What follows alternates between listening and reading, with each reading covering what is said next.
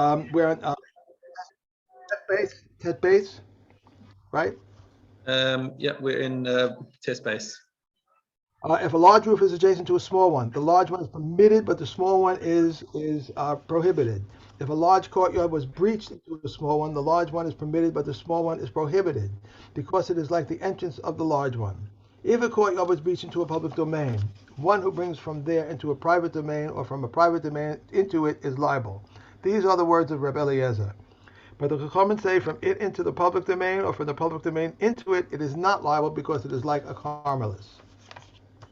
If a courtyard was breached into a public domain on two of its sides, or if a house was breached on two of its sides, or an alley whose crossbeams or poles were removed, they are permitted on the Sabbath but prohibited in the future. These are the words of Reb Yehuda. Reb Yoshi says if they are permitted on that Sabbath, they are permitted in the future, and if they are prohibited in the future, they are prohibited on that Sabbath. A second story built upon two houses, or a bridge under which a road passes, one may carry beneath them on the Sabbath. These are the words of Reb Yehuda, but the Chachamim prohibit. Reb Yehuda also said we may make an error for an open alley, but the Chachamim prohibit. Okay. These are new ones now. All right, now we're in the final parak, and we're going to be dealing with a bunch of miscellaneous laws relating to carrying in Rishus Harabim. Hamotzei tefillin. If you find a set of tefillin lying in the road, so you've got a mitzvah, you can't leave tefillin just lying there where they're going to be desecrated. Machnisan zug zug. Then you can put them on one at a time.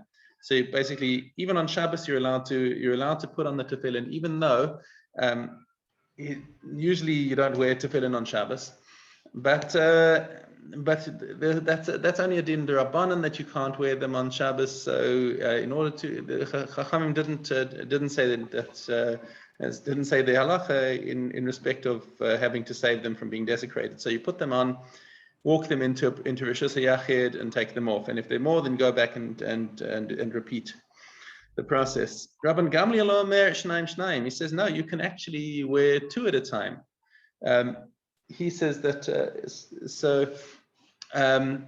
the difference between the Tanakama and Rabban Gamliel is whether or not Shabbos is considered a time when you could wear tefillin.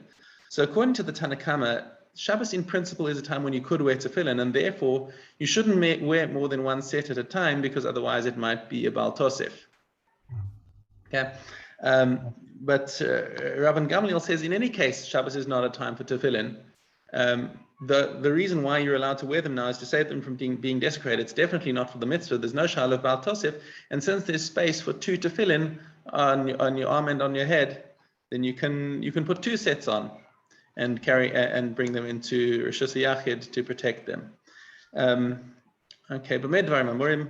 What are we talking about over here? B'yashanos. When you have old tefillin how do you tell the tefillin are old? It's got nothing to do with the age. It's got to do with, are they complete? Have they clearly been used? But if they don't have straps through them, or if the straps aren't properly tied, and you think, okay, well, I mean, it's still got klafim inside there. You don't have to suspect that there are klafim inside there. If they're new and they haven't got the straps tied into them yet, then we say that these are probably not complete tefillin, and just leave them. Leave them alone. You don't have to move them.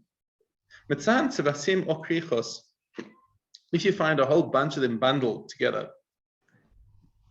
okay, he's not going to be able to carry them all from the Rishus Harabim into the Rishus HaYachid before the end of Shabbos.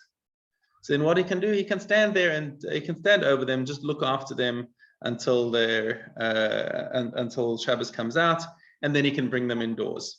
But what happens if you're in a situation where the goyim are looking to cause trouble with Jews and they don't like Jews wearing tefillin or doing mitzvahs in general? Then what he can do is he can find some way of covering them to keep them protected, and then he can move on. So there's another thing in the footnotes over here that there's another eitzah that's given inside here in the Gemara. B'sakanas nochrim. That's talking about sakanas nochrim, when you have non-Jews that you're concerned about. But about b'sakanas listim, if you're talking about just bandits, who are going to come and mug him, then what he can do is he can pick them up and go less than Dalet Amos at a time. Take one step, stop. Take one step, stop, etc. And keep doing that until he gets into an area where there is a Rishus Yachid. And then he can, in order to protect them. Now, Mishnah base, Rabbi Shimon comes and disagrees with this last idea that you should carry them, less than 4 amos at a time. Nosnan lechavero v'chavero lechavero. He says rather, what you should do is get a friend. You pass them to your friend. Friend passes them to a friend, or you just do a dance where you pass them to the friend, move around to the other side. Your friend passes them to you, and so you could make a whole chain of people. If you have a lot of tefillin that need to be taken in, then organize a lot of people and go, hand to hand to hand, so that nobody is actually carrying it aladamas. Until you get to the outermost courtyard of the town, or some place where they can be protected. Similarly, if his wife gives birth out in the field and now he's got a child, and the child is out in the middle of the field on Shabbos, you can't carry him. Even if there are 100 people, do it like this. So the Tanna Kama doesn't like this idea because now you're being mefarsim this whole thing that you're carrying in the Rishus Harabim and Shabbos, and once this is public knowledge, there are going to be some Amei Haaretz to think, oh, it's okay to carry out here. So the Tanna Kama prefers the idea of doing a little private thing, walking less than Dalet Amos at a time. Rabbi Shimon doesn't like the Dalet Amos at a time thing because he says, what if you misjudge it and you do more than Dalet Amos? So that's their point of departure here. Rabbi Yehuda Omer nosen adam chavis lechavera v'chavera lechavera afilu chutz letchum. He says, okay, let's say Rabbi Yehuda says, if you have an object, any object. I mean, we've got over here chavis as an example, a barrel, but it could be any ownerless object we're talking about over here. And he says, if you have a chain of people that you're carrying, that you're handing the object from hand to hand to hand with nobody actually moving, you could theoretically take this object even outside the Tchum Shabbos. Like, let's say you've got somebody who's allowed to be outside the Tchum Shabbos, then you can take it. Then this object could be carried from hand to hand all the way across. Amru lo. They said to him, nah, that doesn't work. Lo tahalech zo yotem im raglei baalea. So we have a principle that an object that is owned by a person is not allowed to move outside the Tchum of that person. So even if, let's say, I'm a ben Ir, so I'm in my city and I've got a bottle of wine that I wanted to send to somebody in a different city, but before Shabbos came in, I forgot to transfer ownership. But I say, you know what? My friend Shmerel has made his tchum between our town and the next city, so he's allowed to go. So say, Shmerel, take this bottle. Mm-hmm. And let's just make it easy, and let's just say it's Yom Tov, where you're allowed to carry in the street, but you still got the tchum. The tchum is still an issue. Okay, so Shmerel takes the bottle and walks out, and now he goes outside the tchum. Now that bottle is not allowed to leave my tchum because it's mine. Okay, so my object is not allowed to go further than my own legs. Okay, and that's the issue that the Chachamim have with what Rabbi Yehuda says, is that even if the object is ownless, then the object itself is koneh its area. It's koneh its tchum from wherever it is. So if it started in the city, then it's allowed inside the city. If it started outside the city, then it's got 2,000 amos around where it is. But Rabbi Yehuda says nothing doing. An ownless object has no tchum. It can move wherever it wants to. Look, and the halacha actually paskins like Rabbi Yehuda, that an ownless object doesn't have any tchum limitations. Okay. Mishna Gimel, Haya Kore B'Sefer Ala Iskupa. Another subject over here. So somebody is sitting on the step in a private domain. Okay, and he's reading a scroll because those are their books. Okay, and the scroll slips out of his hand and rolls from his hand. So it rolls out into the area of the Rosh Hashanah, and it's Galgal Sefer Miyado Gorelo Etzlo. He's allowed to roll the Sefer back to him because it didn't fall completely out of his hands. Rather, he's still holding one end in his hand. So some of the Mefarshim, according to Abai and the Gemara, say that this is talking about an iskupa, which is like a carmelis, right? Where it's more than 4 tfachim square, and it's less than 10 tfachim from the Rosh Hashanah, but more than 3. So it's separate from the Rosh Hashanah. Okay, and if the scroll has unrolled, and if he rolls it, if it unrolls, even though it's fallen into the Rosh Hashanah, still the other end is sitting in his hand. He's still allowed to roll it up into the Carmelis, because the Isser of bringing from Rosh Hashanah to Carmelis is a Durabanan Isser. And in this way, and when we have a situation like this, Chachamim will makpid on the kedusha of the sefer, and therefore they permitted him to roll it up in order to protect it. Okay. Now the Mishnah carries on. Haya kore berosh hagag. Now he's sitting on top of his roof, and this is now definitely Rosh Hashanah. V'nis galgal hasefer miyado, and the thing rolled out. One end of it rolled out and fell down to the ground. Ad shelo igia la'asra tfachim, but it was dangling more than 10 tfachim from the ground, which is in the Rosh Hashanah. So he's on the roof, and the end of the outside of the building is Rosh Hashanah. Okay, but the scroll didn't reach the 10 tfachim. Gorelo etzlo, no problem, because the Rosh Hashanah only goes up to 10 tfachim. Mishigia l'asra tfachim. If, however, the end of the scroll reached the 10 tfachim of the Rosh Hashanah, hofcho ala kasav, then what should he do? He should turn it over to protect the writing and just leave it there. Just he can't do anything. He can't roll it up, because now he's bringing from the Rosh Hashanah into Rosh Hashanah. Rabbi Yehuda Omer, afilu ein mesulak min haaretz ela kemlo machat. Says even if it's like a needle's breadth, an infinitesimal amount above the ground, gorelo etzlo, he's still allowed to roll it up, says Rabbi Yehuda, because again he's saying that this is not talking about Rosh Hashanah d'oraisa in those 10 tfachim. It hasn't landed in the 10 tfachim, it's still hanging in there, and therefore you'd be allowed to roll it up. Rabbi Shimon Omer afilu ba'aretz atzmo. He goes even further. So even if the end is actually on the ground, gorelo etzlo, you can still roll it up. She'ein lech davar mishum shvus omed b'fnei kisvei hakodesh.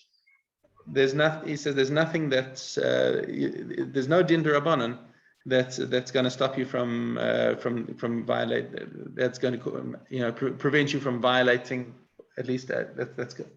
If it's a din d'Rabbanan, the kedusha of the scroll is going to override it. Says Rabbi Shimon. Why is it only a d'Rabbanan? He says, Rabbi Shimon says, because one end of the scroll is still in the Rosh Hashanah. It's not really in the Rosh Hashanah, even if the other end is actually in the Rosh Hashanah. So he views the world as if it's only d'Rabbanan inside the Rosh Hashanah, and therefore you can roll it up. But the halacha here does not follow Rabbi Shimon. Okay, let's go back. Zayin Gimel.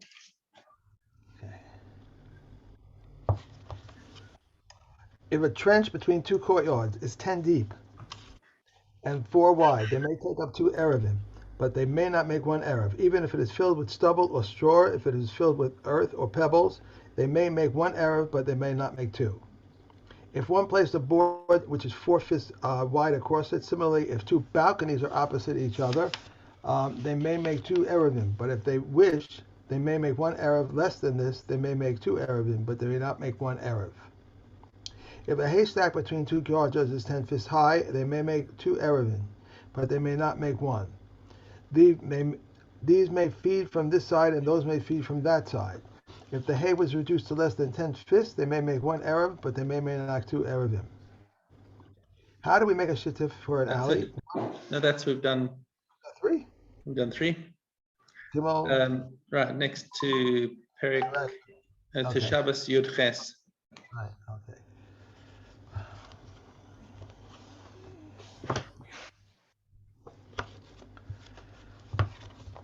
We may clear away even 4 or 5 baskets of straw or of produce to make room for guests or to avoid curtailment of study, but not a storehouse. We may clear away truma, that is tahor, demai, first tithe, whose truma has been separated from it, second tithe, and new consecrated property that have been redeemed, and dry lupin, because it is food for the poor. But we may not clear away untithed produce, nor first tithe, whose truma has not been separated from it, nor second tithe, whose consecrated property that have not been redeemed, nor kolakasia, nor mustard. And Reb Shimon ben Gamliel permits kolakasia because it is food for ravens. Bundles of straw, bundles of twigs, and bundles of green branches, if we prepared them for animal feed, we may handle them, and if not, we may not handle them. We may invert a basket in front of chicks so that they may use it to climb up and down. A hen that has run away, we may push her until the eld enters. We may make calves and foals walk in a public domain. A woman may make her child walk. Said Rebbe Yehuda, when, at the time, he raises one foot and puts down the other, but if he drags his feet, it's prohibited. Right, so he's got to be capable of walking by himself, otherwise he's considered a masoi. Okay. All right. Wait, that was it? No. One more. One more. If we not assist an animal in delivering we may not assist an animal delivering its young on Yom Tov, but we may support it. We may assist a woman in childbirth on Shabbos, we may call a midwife from place to place for her. We may desecrate the Sabbath on her behalf, and we may tie the umbilical cord. Rabbi Yossi says we may even cut. All requirements of circumcision may be performed on Shabbos. Okay. Master Shani. Master Shani.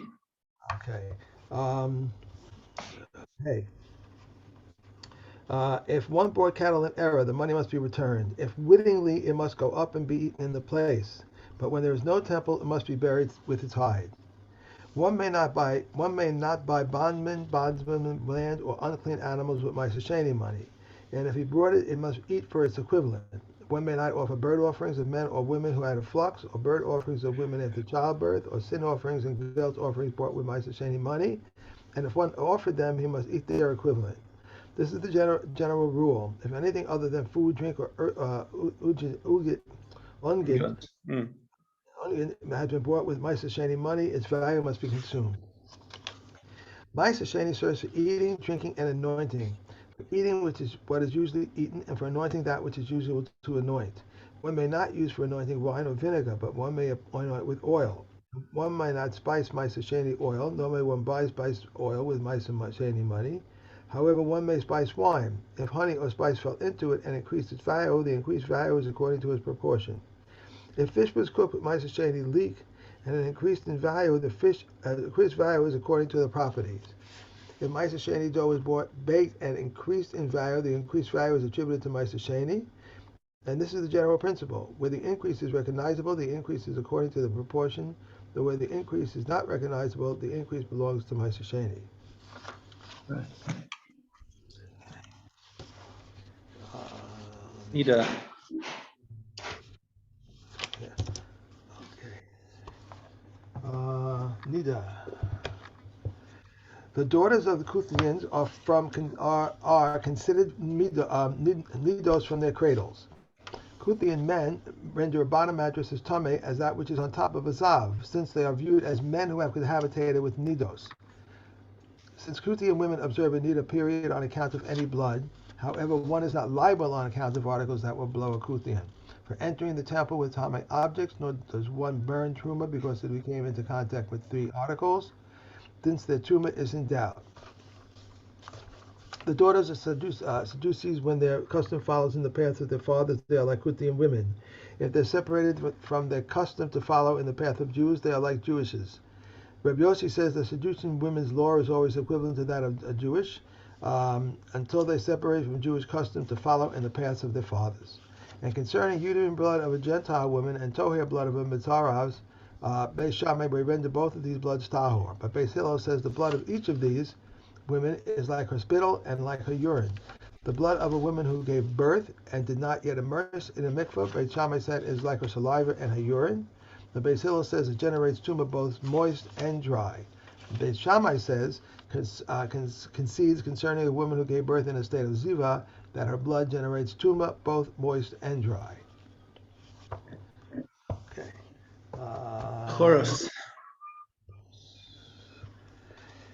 If one receives animals at their fixed value from a non-Jew, the offspring are exempt from the law of Bekor, but the offspring of that offspring are liable. If you put the offspring in place of their mothers, the offspring of the offspring are exempt from the law of Bekor, but the offspring of the offspring of that offspring are subject to it. Rabbi Shimon Gamliel says even up to 10 generations are exempt from the law of Bekor because the non-Jew has a lien on them. If a ewe bore an offering resembling a goat, or if a goat bore an offering resembling an ewe, then it is exempt from the law of Bekor. But it retains some characteristics, it is subject to the law of Bekor. If a ewe which had not previously given birth bore two males and the two heads emerged simultaneously, Rabbi Yossi Galimi says both belong to the Kohen, since it is stated the males are to Hashem. The sages, however, say it is impossible, rather one lamb to his and one goes to the Kohen. Reb Tarfon says the Kohen selects the better one for himself, and Rabbi Akiva says the fatter one is at the issue between them. Now the second one is left to pasture and develops a blemish, and it is subject to the law of gifts to the Kohen. Reb Yossi exempts it. If one of them died, Reb Tarfon says they divide. Reb Akiva says the burden of proof lies on the one who seeks to exact something from the other. If a male and female were born first, there is nothing here for a Kohen.